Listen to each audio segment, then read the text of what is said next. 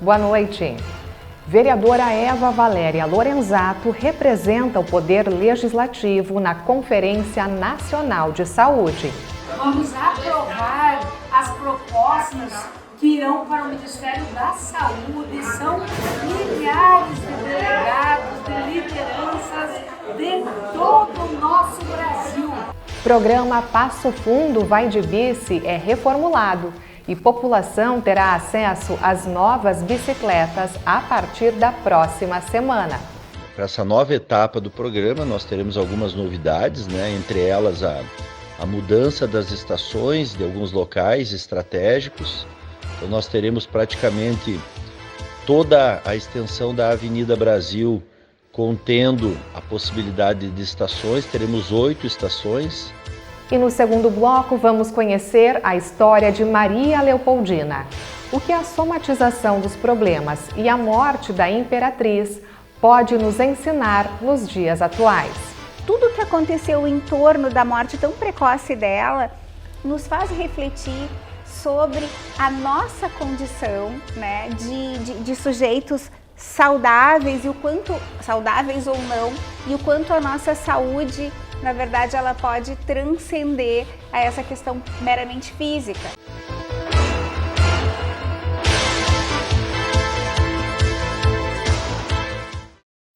O programa Passo Fundo Vai de Bici foi reformulado e, a partir do dia 10, a população terá acesso às novas bicicletas compartilhadas de forma gratuita. Os cadastros já podem ser feitos pela internet ou de forma presencial. Todas as informações com o secretário de Esportes, Gilberto Belaver. O programa Passo Fundo Vai de Bici é um programa modelo, nas cidades do Rio Grande do Sul. Ele é um programa que está alicerçado em 3 grandes pilares, que nós chamamos, que é o pilar da mobilidade urbana, o pilar da saúde e o pilar do lazer. Então são esses 3 balizadores que fazem o sucesso do programa. Para essa nova etapa do programa, nós teremos algumas novidades, entre elas a mudança das estações de alguns locais estratégicos. Então nós teremos praticamente toda a extensão da Avenida Brasil contendo a possibilidade de estações. Teremos 8 estações, onde a primeira fica localizada na Coab Sec e a última lá no bairro Petrópolis. Dentro dessas 8, mais uma estação no bairro Vera Cruz e mais uma estação no Parque da Gari, por enquanto, nesse primeiro momento. Cada estação terá 8 bicicletas. Dessas estações, a possibilidade de ter até 15 bicicletas, estacionadas, digamos assim. Então, os cadastros eles já estão podendo ser feitos ou através do aplicativo da empresa, como também de forma presencial. Até sábado estão de forma presencial em frente à Secretaria de Esportes, ali em frente ao Teatro Música de Castro. A empresa Mobis, que é a empresa que venceu a licitação, está fazendo os cadastros de forma presencial. A utilização mantém-se praticamente da mesma forma do primeiro momento, que é a utilização através do cadastro CPF e senha.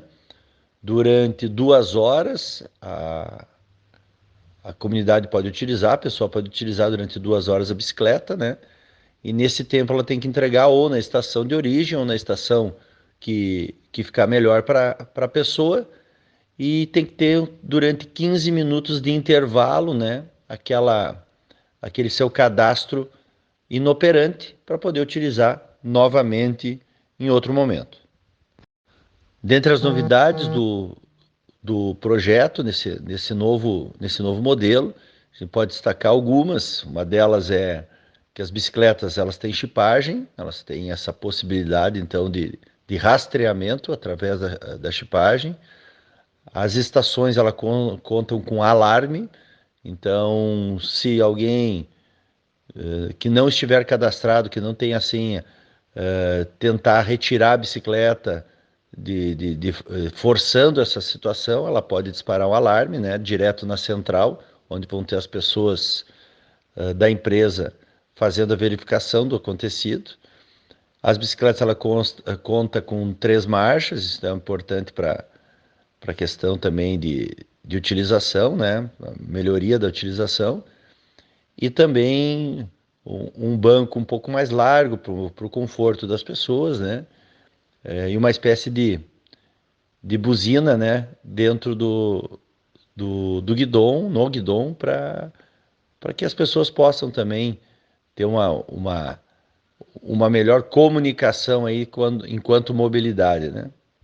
A vereadora Eva Valéria Lorenzato está em Brasília representando o Poder Legislativo na Conferência Nacional de Saúde.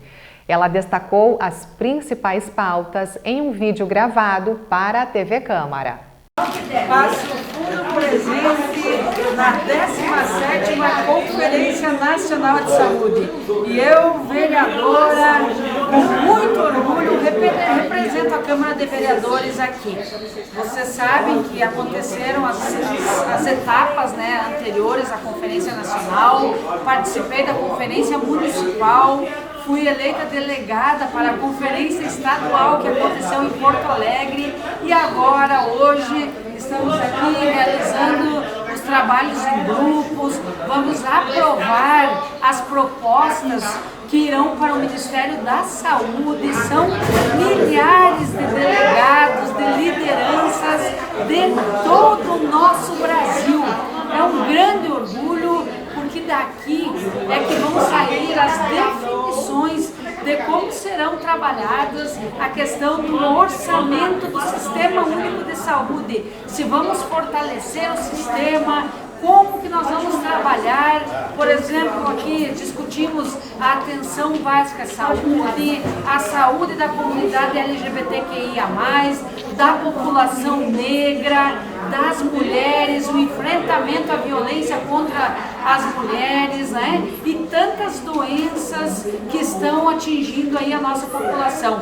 E depois deste período de pandemia, da Covid-19, está acontecendo então a primeira conferência. E olha que importância, estamos aqui discutindo o apoio às pesquisas, né? A vacinação, com toda certeza um novo dia virá e a esperança, o brilho de todas essas pessoas que a gente vê no olhar de todas essas pessoas é muito grande, porque a gente sabe que precisamos cada vez mais de um sistema único de saúde universal, de qualidade e com toda certeza cada vez mais público, porque precisa chegar naquelas pessoas mais pobres, em vulnerabilidade social, na população de rua, enfim, para todas, todos e todos. Seguimos aqui firmes por Passo Fundo, pelo Sistema Único de Saúde aí da nossa gente. E os 105 anos do Hospital São Vicente de Paulo pautam o Câmara Saúde desta noite. A instituição, que hoje é referência para mais de 2 milhões de habitantes, teve um papel fundamental em diferentes momentos da história. Os meus convidados são o presidente e o superintendente executivo do HSVP. Nós, lendo os registros da história do hospital, a gente pode avaliar que não só Passo Fundo, mas a região, enfim, me parece até o mundo vivia o início de uma epidemia e assim por quase uma inspiração, um grupo de vicentinos, as damas da caridade e o padre, na época da paróquia que era a matriz de Passo Fundo, né, a Nossa Senhora da Conceição, o padre Rafael Iope. Então eles optaram por criar, consta nos anais lá das atas, que eles falavam que pretendiam criar uma modesta enfermaria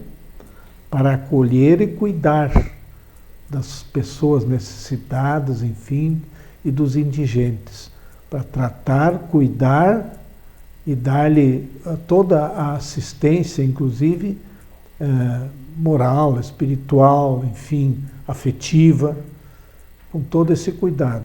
A gente teria que fazer um resgate já então dos anos, da década de 70, 60, 70, em que começou a haver uma mudança tanto do espaço físico, e em 1970 a Universidade de Passo Fundo cria a Faculdade de Medicina em Passo Fundo. Primeira turma foi em 1970, e a partir daí o hospital, à época, tinha em torno de 160 funcionários, 50 médicos e 80, menos de 100 leitos. Aí a primeira turma se forma em 1975, e aí saíram para fazer especializações e residência, e começaram a voltar em novas turmas, foram se formando. E o hospital sentiu e foi pressionado que tinha que evoluir, tinha que crescer, tinha que aumentar leitos, 80 leitos não resolvia mais. Então foi uma evolução muito grande. A partir dos anos 78, 80, se começou a movimentar, aumentar leitos, botar a funcionar mais sala cirúrgica, comprar mais equipamentos, se conseguia recursos na época, empréstimos via Caixa Econômica Federal, e fomos navegando, crescendo. Assista ao Câmara Saúde daqui a pouco, logo após o Jornal da Câmara. E no próximo bloco você vai conhecer a história de Maria Leopoldina, o que a somatização dos problemas e a morte da imperatriz pode nos ensinar nos dias atuais.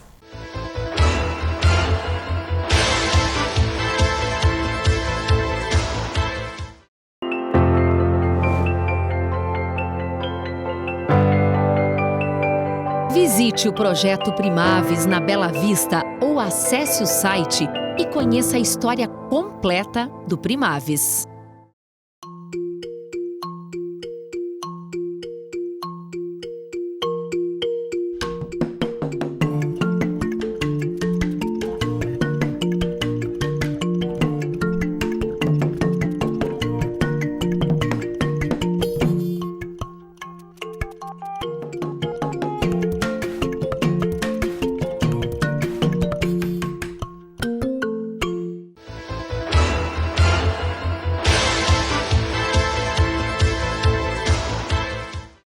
Morremos aos poucos quando vivenciamos situações de violência, de humilhação, de frustração ou de tristeza.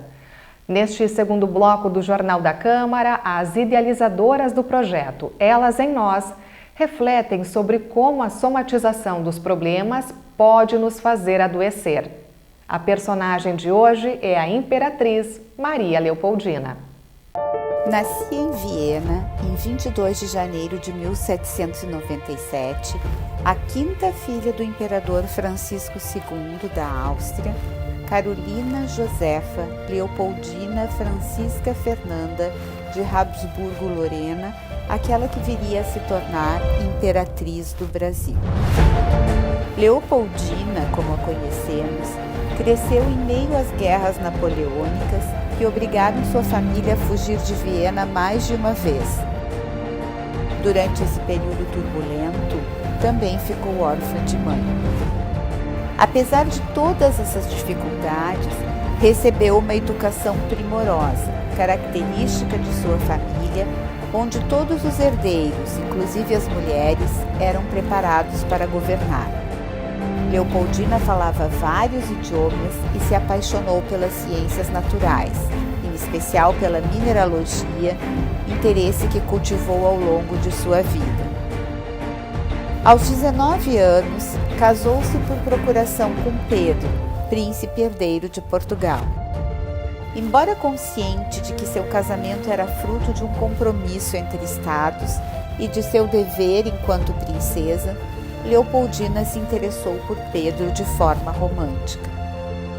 Para juntar-se ao marido, embarcou em uma longa viagem rumo ao Brasil.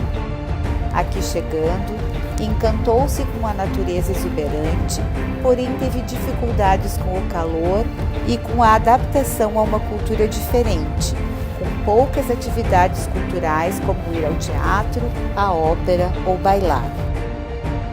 Leopoldina era grande articuladora e estrategista, características que fizeram com que assumisse papel decisivo nos acontecimentos que levaram à independência do Brasil. Muito inteligente e preparada, soube ler a transição por que passava o mundo que ela conhecia, onde as monarquias absolutistas cediam espaço a outras formas de governo, como as monarquias constitucionais ou as repúblicas. Isso permitiu que forjasse as alianças necessárias para que o Brasil se separasse de Portugal como uma nação única, independente, e o então príncipe Pedro, seu marido, se tornasse seu primeiro imperador. Graças à sua grande capacidade política e estratégica, Pedro a nomeou como presidente interina do Conselho de Estado durante sua ausência, o que fez de Leopoldina a primeira mulher a efetivamente governar o Brasil. Foi nessa condição que, em setembro de 1822, ela percebeu que o momento da independência havia chegado e escreveu a seu marido, influenciando sua tomada de decisão. Poucos meses depois, tornou-se a primeira imperatriz do Brasil. Amada pela população brasileira, Leopoldina ficou também conhecida por ajudar os mais necessitados. Em seu casamento com Dom Pedro I, Leopoldina enfrentou muitas dificuldades, incluindo traições e diferentes formas de violência e humilhações públicas, as mais marcantes originadas do relacionamento entre seu marido e Dona Domitila de Castro. Tudo isso provocou em Leopoldina, já fragilizada pela perda dos filhos Miguel e João Carlos ainda bebês, uma profunda melancolia. Após sofrer um aborto, morreu aos 29 anos, em 11 de dezembro de 1826, deixando 5 filhos.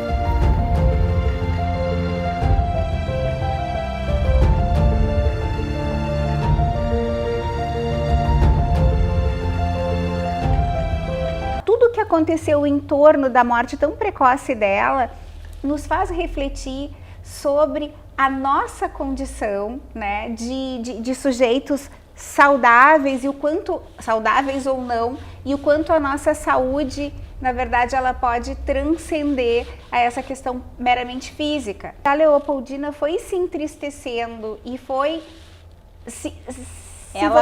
ela foi se desencantando, desencantando com aquela relação.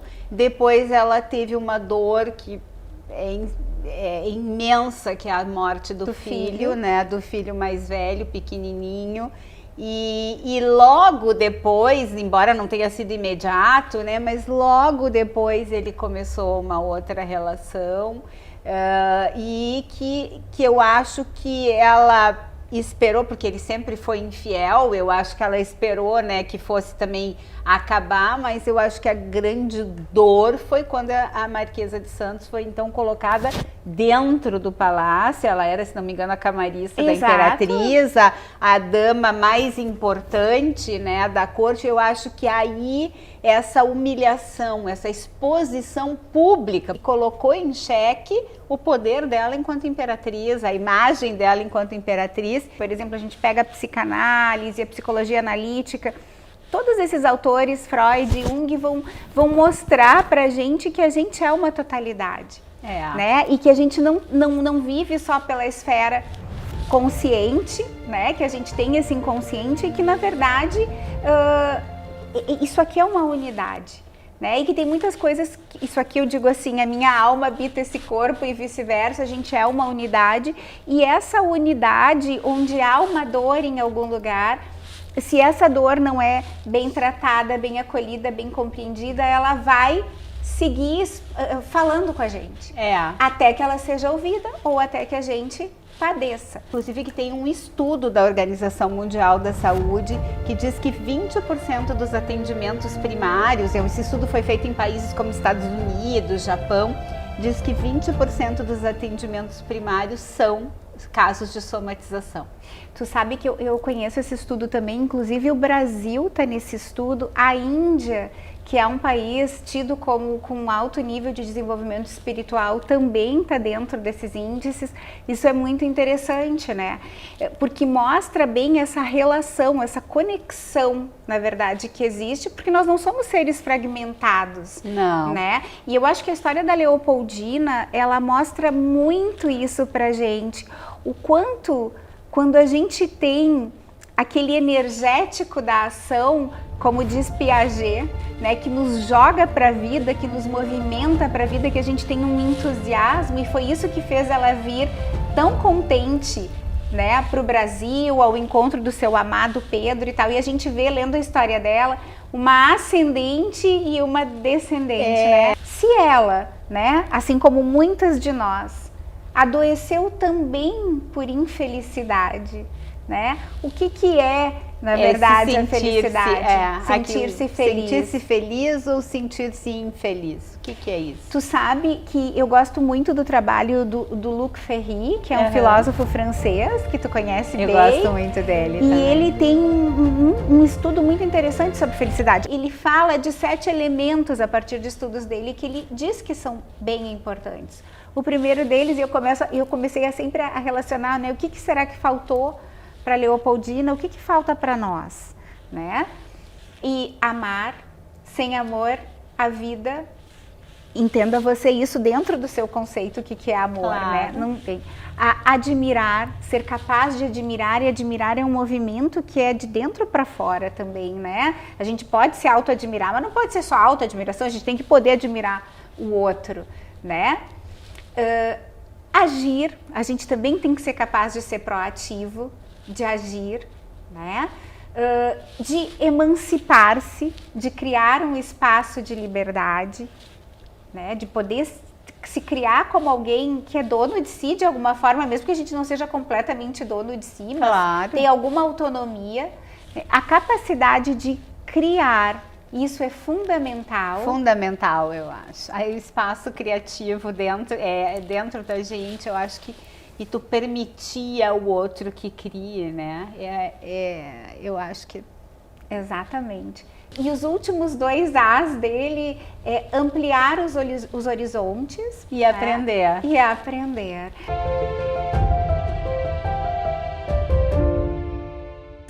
Leopoldina foi transformação, inovação, foi uma reflexão muito grande sobre o poder das alianças que a gente faz ao longo da nossa vida e da importância de reconhecer que alianças são essas que nos organizam, e de um convite para buscar um encontro mais intenso, né, com a saúde e com a felicidade, agregando esses temas essenciais para a nossa vida. E o Jornal da Câmara de hoje está chegando ao fim. Uma ótima noite e até a nossa próxima edição.